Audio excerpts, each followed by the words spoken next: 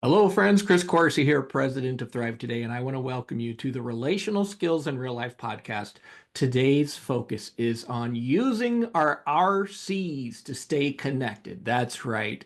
RCs mean relational circuits, right? This is skill zero in the 19 skills, what we like to call activating the brain's master switch.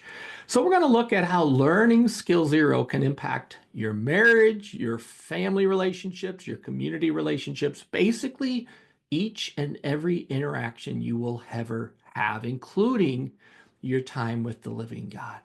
So friends, this is a very relevant topic to how we live, how we grow, how we practice relational skills, how we interact with the people in our lives, how we show up. Relational circuits are the brain's master switch, which really activates all the relational parts and systems in our brain's right hemisphere. I like the term relational circuits. This is a topic that Dr. Carl Lehman labeled years ago, which deeply impacted how people grow maturity, how people practice relational skills, and even how people navigate the hard stuff. So, learning to activate your brain's master switch helps you stay your relational self, where you're creative, where you're flexible, even where you're resilient in relational mode, as we call it. We're able to see another person's perspective. We can put ourselves in their shoes. We can have empathy when we see that they're struggling. And when this relational circuit is on, we are our best self. And Dr. Lehman calls this a dimmer switch in the brain because it is like a dimmer switch in terms of how we can be relational and engaged, and then it starts to fade. Maybe when we're having a bad day, or maybe when we feel some shame, or maybe when we're tired and we're grumpy. So we can be in our, what I like to call our relational sweet spot, where we're living from the heart that Jesus gave us. But when we have a hard time managing what we feel, this dimmer switch starts to fade. And we can feel this progression of going from relational mode into what Dr. Jim Wilder calls enemy mode. So we all know what it feels like in enemy mode, where we get stuck focusing on pain and problems. We focus on threats. We focus on what frustrates us, what hurts us, what offends us. Friends, of all the 19 skills, this is a foundational skill so that you can love the people in your life, even love people who feel like enemies in that particular moment. So I know I'm in relational mode, for example, when I feel peaceful in my body. I can feel the difference in my body when I'm in relational mode or when I'm starting to slip into enemy mode. I notice in relational mode, my thoughts are flexible instead of rigid. I can think of positive things in my life. I can appreciate God's gifts. I'm a really better version of myself where I live according to my faith and my values when I'm in relational mode. In enemy mode, I feel tense in my body. I can tell that I'm feeling some tension. I can just tell that my breathing is shallow. My muscles and my shoulders get tight. My muscles in my stomach get tight and start to brace.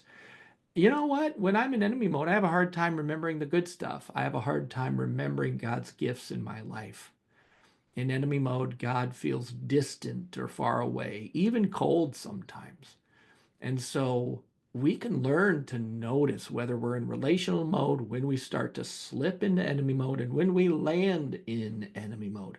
This is one of the important skills we practice through our Thrive trainings, where we give people daily practice in noticing whether they're in relational mode or enemy mode. The thing I like about relational mode is I can remember that other people are God's children with dreams and passions and hopes. I can have care and compassion for people.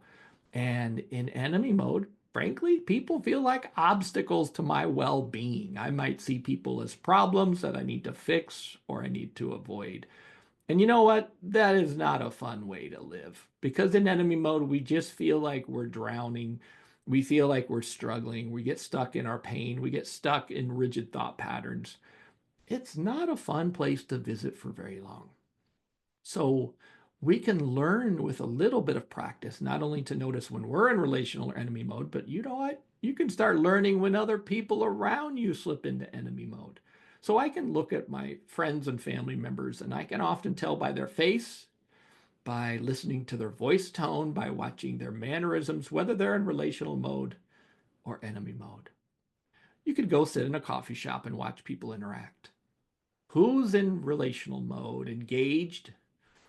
Who's in enemy mode, disconnected on their phones, distracted, or maybe their arms are crossed and they just look very rigid. Like with a little bit of practice, you can learn to use this lens for your life and for your relationships. And it's a beautiful thing, my friends, when you learn that you're in enemy mode and you know how to get back to relational mode where joy is available and present.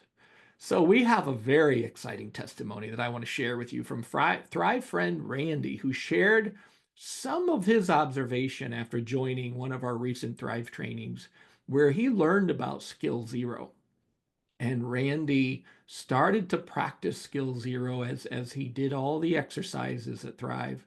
He started to grow his ability to use this skill. And here's what Randy has to say to us.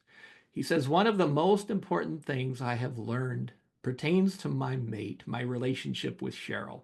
There are just so many things we're going to avoid that we would have run head on into without this training. Randy says, I'm so thankful for this. When you're not aware of your relational circuits, he says, you don't know what's going on and you can't relate with things. And there's more of a chance your circuits are going to be off.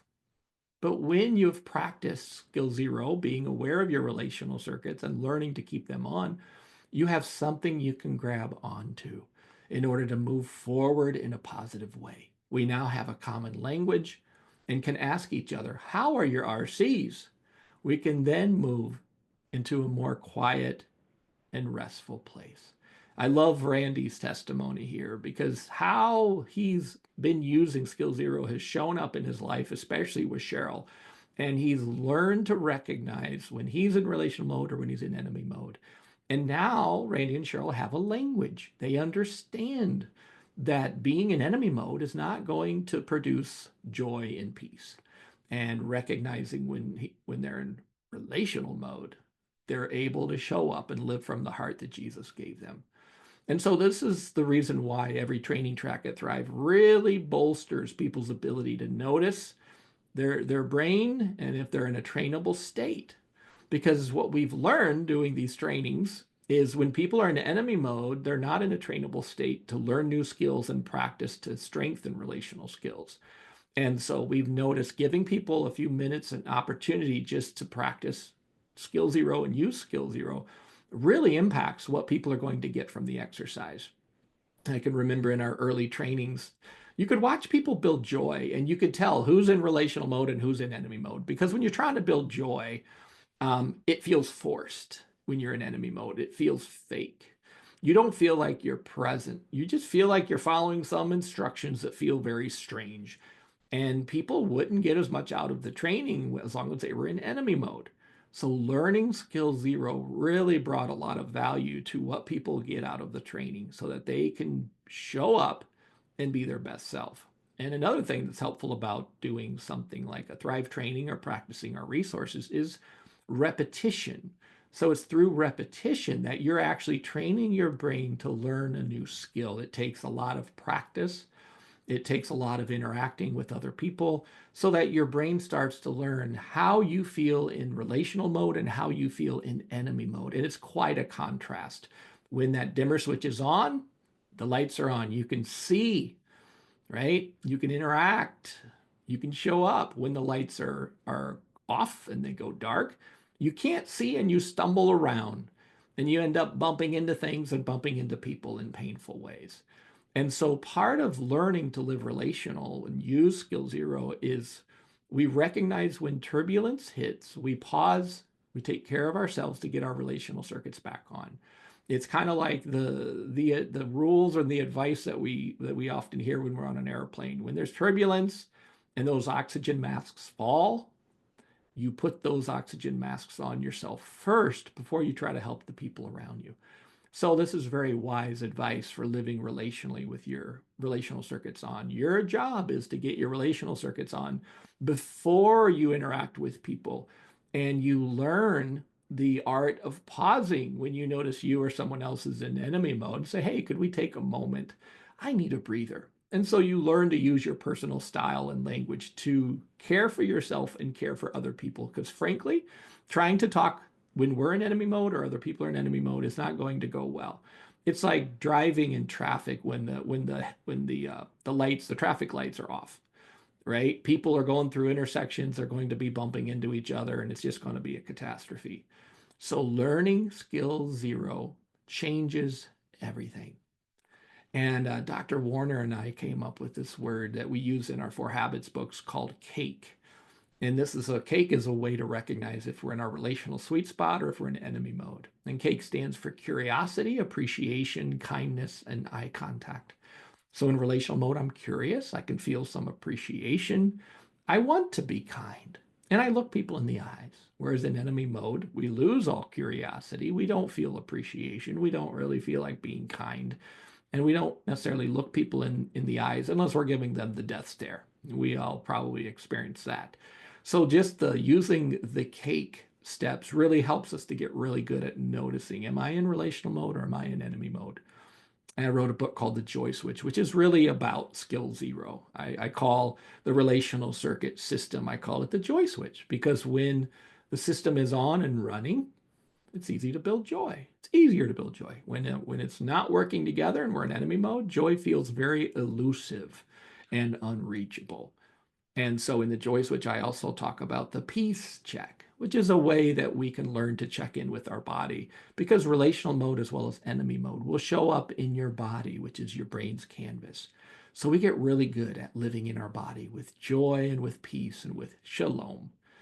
So, friends, there's some really good resources here for you to learn more about this skill, to practice some exercises so that you can put skill zero into practice in your life and apply it to your relationships.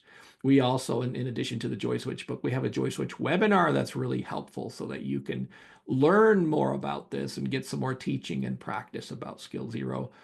Dr. Warner and I wrote Joy-Filled Marriage book. So that's one of the Four Habits books for joy-filled marriages. And you know what? That's another great resource where you can apply this in your marriage.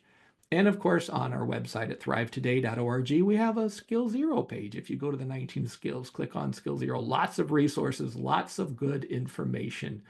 And friends, it's my prayer and my hope that this is the start of something good for you today.